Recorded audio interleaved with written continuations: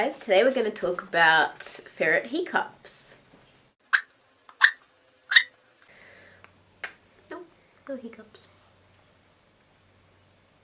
I'm just chilling. What do you do when your ferret has hiccups? What are they caused by?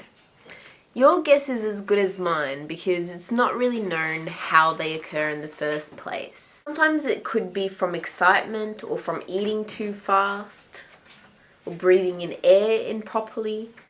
It's fairly common for a ferret to get hiccups and there isn't really much that you can do about it.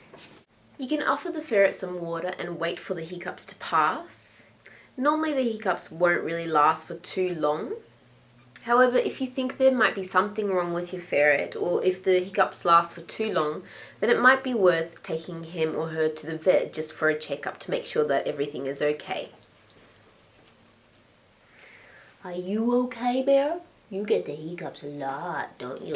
Yes, you do. Today was a very short video. I hope you enjoyed it.